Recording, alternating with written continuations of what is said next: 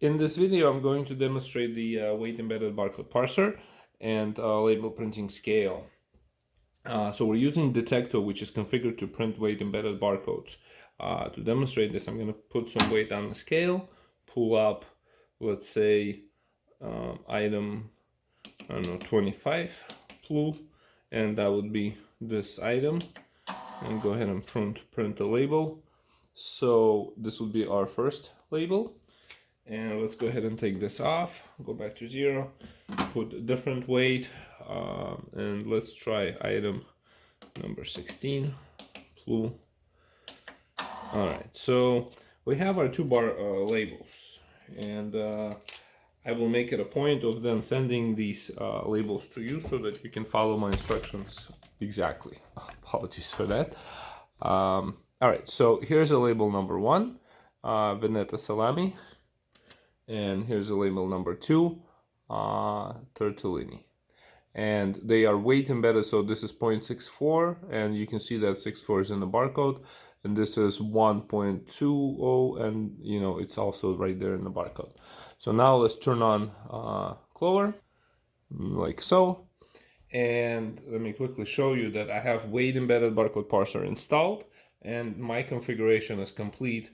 To have configuration completed, I had to go to settings, and I had to turn on accessibility for Weight Embedded Barcode Parser. It has to be turned on. Okay, after that we go to the inventory, and so the first item we're doing is, so the barcode number, the product code is going to be 2 followed by 3 zeros and the 1 6. We're ignoring that first 0. So first I'm going to check if I have that item already set up. 1 6. I don't. 3. Yes. So I'm going to go ahead and add new item. And let me go ahead and do that. All right, so there it is. I gave it a name. I indicated that this is going to be per unit. Very important. Price per unit has to match what we have on the label, $17.99. $17.99. And item unit in my case is going to be LB, and if you're in Europe, this is going to be kilogram, right? Product code is going to be 2 followed by 3 zeros and 1 6 in my case. Now, 2 1 2 3 1 6. Now, the structure of the barcode is important, and for example, Detecto Scale is capable of printing a barcode that would not work with our app, in which case we would keep guiding the merchant to format the barcode to pretty much something that you can see here. And so, you know, I'm going to give you these barcodes to test with. But if you go out there and you find some just random barcode, you know, it may be the case that it's not the right kind. But now we have this item set up. Let me just quickly go ahead and do this one too. So first I'm going to check if I already have it. Again, so this one is going to be 2 followed by 3 zeros and the 2 5. Actually, yeah. So I'm going to be 2. Actually, there's our 3 zeros and then 2 5. So we don't have that item. I'm going to go ahead and add that on. All right, so I have it indicated that it's per unit, and the price per unit is going to be $10.99.